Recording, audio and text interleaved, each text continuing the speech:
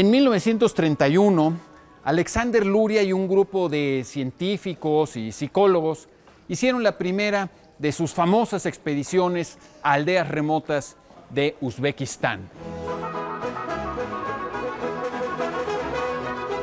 Antes de la Revolución Rusa, un grupo de disque científicos enviados por el zar había llegado a la conclusión, muy racista y nada científica, de que no era posible educar a los aldeanos ignorantes de Uzbekistán.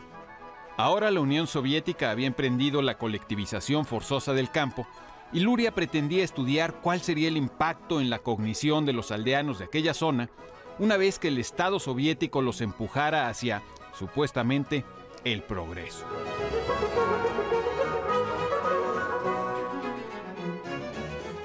Luria y sus colegas pretendían observar directamente en el campo hasta qué punto el entorno cultural determina la manera en la que pensamos y hasta qué punto los cambios en el entorno cultural cambian la manera en la que pensamos. Él y su maestro Vygotsky, demasiado enfermo como para hacer el viaje, llevaban ya un tiempo postulando que la actividad mental de una persona está determinada, condicionada por las herramientas culturales cognitivas disponibles a su alcance.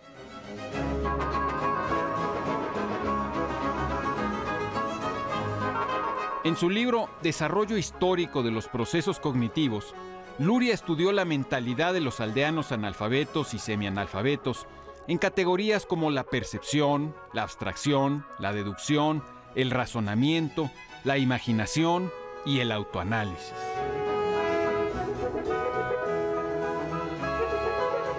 El volumen presenta numerosas entrevistas como la siguiente. Sujeto experimental de 37 años, vecino de una apartada aldea, analfabeto. Se le presenta el siguiente silogismo. En el norte, donde hay nieve, todos los osos son blancos. La isla Tierra Nueva está en el norte y allí siempre hay nieve. ¿De qué color son allí los osos? Respuesta, hay distintos animales. Se le repite el silogismo. En el norte, donde hay nieve, todos los osos son blancos. La isla Tierra Nueva está en el norte y allí siempre hay nieve. ¿De qué color son los osos? Respuesta, yo no sé. Yo solo he visto osos pardos y a otros nunca los he visto. Insistimos. ¿Y en Tierra Nueva de qué color son los osos? Respuesta, nosotros siempre decimos solo lo que vemos. Lo que nunca hemos visto, no lo decimos. El silogismo se le repite. Respuesta, si la persona tiene 60 u 80 años y vio al oso blanco y lo dice, se le puede creer. Yo no lo vi y por eso no puedo decirlo. He dicho mi palabra.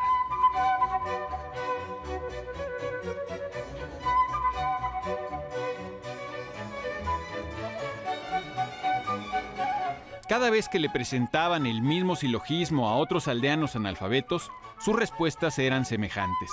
Se negaban en principio a sacar ninguna conclusión de las palabras del entrevistador y en todo caso decían que si uno quería saber de qué color eran los osos en Tierra Nueva, habría que preguntarle a alguien que hubiera estado allí y que los hubiera visto.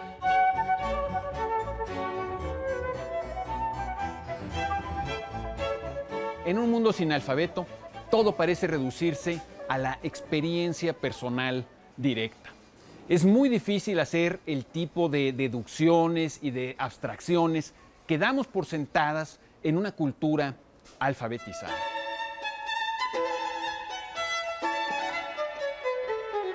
Las observaciones de Luria fueron muy importantes porque en el siglo XIX muchos psicólogos europeos sostenían que el razonamiento lógico-deductivo era algo perfectamente natural que se daba en los individuos adultos inevitablemente. Y no hay nada de natural en el pensamiento racional sofisticado, que es siempre una construcción cultural. Luria estaba confirmando, además, una observación histórica que varios autores habían señalado desde tiempo atrás, que el llamado milagro griego, es decir, la expansión dramática de conocimientos, así como el auge de la creatividad y el pensamiento griegos a partir del siglo VI a.C., habrían sido imposibles sin la previa invención de su alfabeto. Las hazañas intelectuales de los griegos No tienen nada que ver con su raza, ni con su comida, ni con sus genes, y sí tienen todo que ver con las herramientas disponibles a su alcance.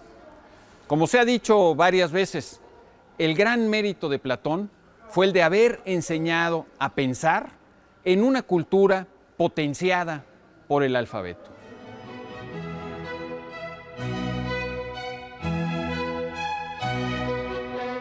Para cuando Luria estaba haciendo sus investigaciones, todas las mentes bien pensantes del mundo creían ya que la alfabetización de las sociedades traía consigo avances técnicos y económicos notables.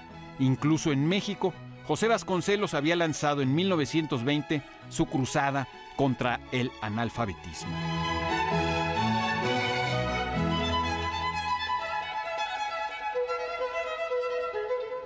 Pero Luria estaba señalando otra cosa, que la inteligencia de las personas depende por completo del conjunto de las herramientas cognitivas disponibles a su alcance.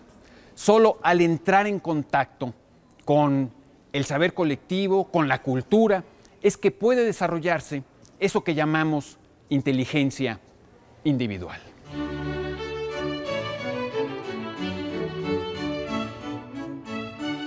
De hecho, es imposible hablar de una inteligencia únicamente individual en el sentido de que una persona privada del contacto con la cultura estaría muy lejos de ser ni tan siquiera un mono inteligente. Lo vemos con claridad en el lenguaje. Incluso los genios de la literatura, sin menoscabo de sus indudables méritos, trabajan con una herramienta inventada por otros, por antepasados anónimos y fallecidos, es decir, con su idioma. Y sin esa herramienta a su disposición, no habrían podido crear sus obras maestras.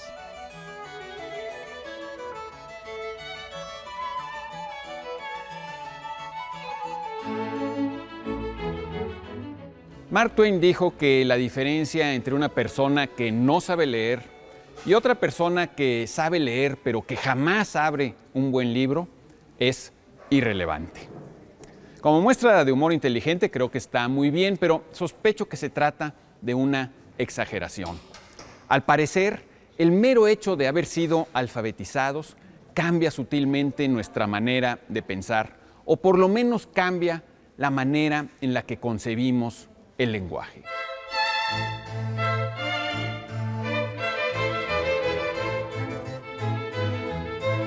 Pero por supuesto el camino hacia el pensamiento abstracto, lógico, teórico, formal, objetivo, descontextualizado, disciplinado o como queramos llamarlo, es muy difícil. Ojalá bastara con alfabetizar a la gente.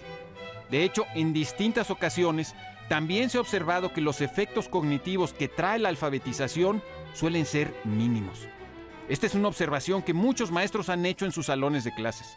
No por haber aprendido a leer y escribir, un niño va a desarrollar necesariamente su capacidad de razonamiento, su imaginación, su curiosidad epistemológica, etc.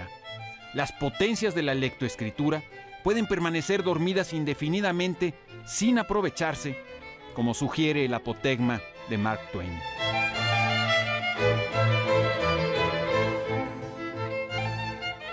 De la misma manera, no todos los pueblos que han sido alfabetizados han mostrado ni de lejos un desarrollo cognitivo semejante al que tuvieron los griegos a partir del siglo VI antes de Cristo.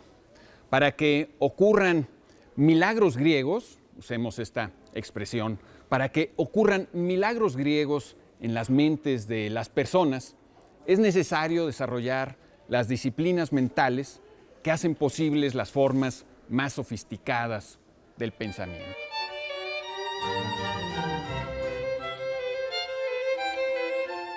Los problemas y las potencias de la lectura van mucho más allá de lo que suele denominarse comprensión lectora, y los problemas y las potencias de la escritura mucho más allá de la ortografía y la redacción.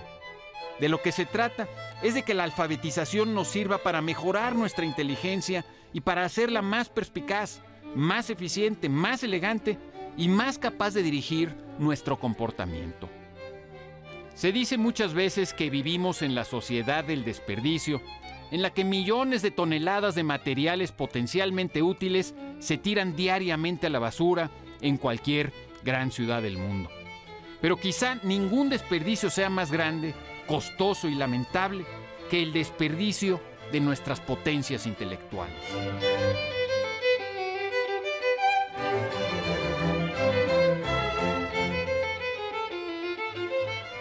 La lectura y la escritura tienen un potencial enorme para ampliar, para afinar, para flexibilizar nuestra manera de pensar.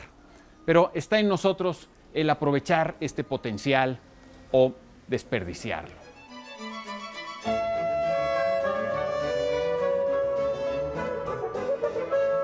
Antes de terminar, volvamos a Luria y sus expediciones a las aldeas de Uzbekistán.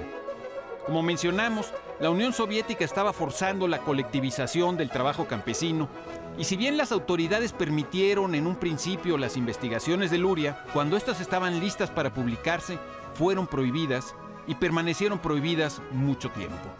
Los comunistas querían que la ciencia fuera solamente propaganda y solo les interesaba retratar la acción del Estado soviético como si tuviera efectos mágicos e inmediatos en la vida material y mental de los campesinos.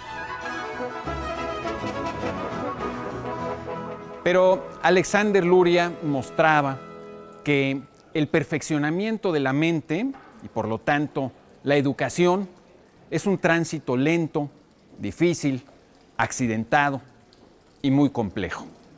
Como sigue siéndolo para cualquier persona de cualquier edad, de cualquier cultura, en cualquier parte del mundo. Soy Pablo Boullosa.